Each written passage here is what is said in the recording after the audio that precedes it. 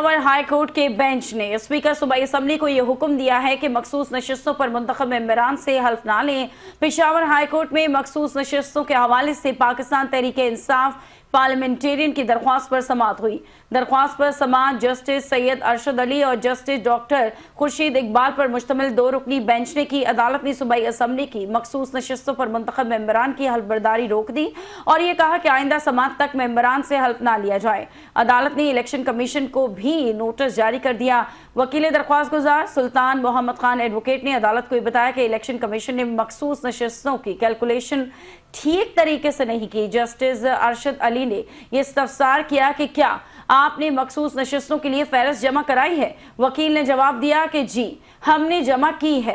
PTI parliamentarian की सूबाई assembly में 2 मखसूस नशिस्तें हैं। इलेक्शन कमीशन ने एक खवातीन की मखसूस नशिस्त दी। सुल्तान मोहम्मद खान ने अपने मौक़िफ़ में कहा कि अक़लियतों की एक नशिस्त भी पीटीआई का हक है, इसलिए इस्तदा है कि मखसूस नशिस्तों पर खवातीन से हल्फ ना लिया जाए।